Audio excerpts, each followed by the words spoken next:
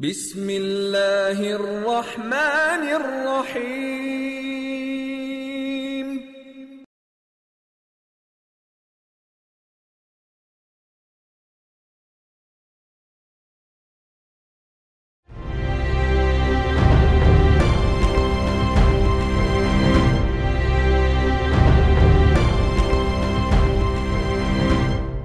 हम सब लोग आम तौर पे बहुत सारे ऐसे अल्फाज और ऐसे जुमले बोलते हैं जिनका हमें इल्म ही नहीं होता कि ये अल्फाज कहाँ से आए हैं, इनकी तारीख़ क्या है और इनकी शान पैदाइश क्या है। और ऐसा अक्सर इलाकों के नामों के साथ होता है। हम बग़ैर सोचे बग़ैर समझे इलाकों के नाम बोले चले जाते हैं। कभी कभी तो हमें ये भी पता नहीं होता कि जो इलाके का नाम है ये है क्यों और ये इलाके का नाम किस वजह से रखा गया है। मेरे जहन में ऐसे बहुत से सवालात उठते हैं कि ये इस इलाके का नाम ये क्यों है और ये किस तरह पड़ा। तो मैंने सोचा क्यों ना पता लगाया जाए कि इलाकों के नामों की तारीख़ क्या है। सबसे पहले बात करते हैं गुरु मंदिर की। गुरु मंदिर को गुरु मंदिर इसलिए कहते हैं कि सिखों के एक गुरु सदगुरु नानक देव जी ने क़याम पाकिस्तान से पहले कराची आकर इस इलाके में क़याम किया था। तो सिखों ने उनकी याद में यहाँ पर एक गुरु का मंदिर बनाया और उसकी निस्बत से उस इलाके को गुरु के मंदिर का इलाका कहलाया जाने लगा। नाम थोड़ा बड़ा हो रहा था, लोगों ने अपने तौर से बीच में से का निकाल दिया और गुरु के मंदिर का इलाका गुरु मंदिर हो गया।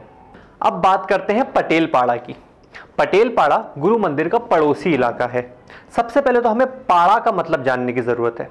लुगत में तो मुझे इसका कोई मतलब नहीं मिला, पर उर्फ़े आम में पाड़ा ऐसी जगह को कहते हैं जहाँ पे एक ही तरह के बहुत सारे लोग रह रहे हों, जैसे बंगाली पाड़ा, मतलब बंगालियों के रहने की जगह।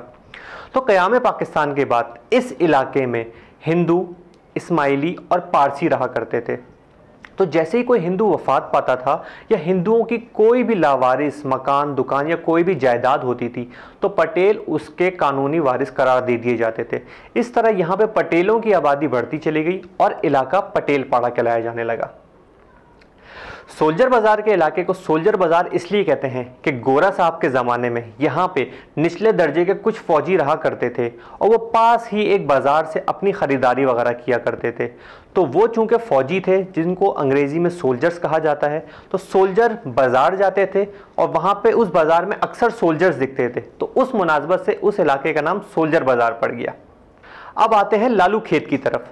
लालू खेत के इलाके को लालू खेत इसलिए कहते हैं कि यहाँ पर बहुत सारे खेत, मैदान, बागात होते थे और उन सारे खेतों का मालिक जो था वो लालू था। हुकूमत पाकिस्तान ने लालू से वो सारी ज़मीनें और खेत ख़रीद कर यहाँ पे हाउसिंग स्कीम्स बना दी, पर लोगों के दिलों से और उनकी जहनों से लालू का नाम निकल ना सका और आज भी वो इलाका लालू खेत के नाम से जाना और पहचाना जाता है। यहाँ लालू खेत के हवाले से एक और मज़ेदार बात सामने आई, वो ये कि आपने अक्सर सुना होगा कि चल भाई चल, पतली गली से निकल ले। तो इस मुहावरे का जन्म भी लालू खेत की गलियों से हुआ ये कि लालू खेत में एक तंग सी गली होती थी।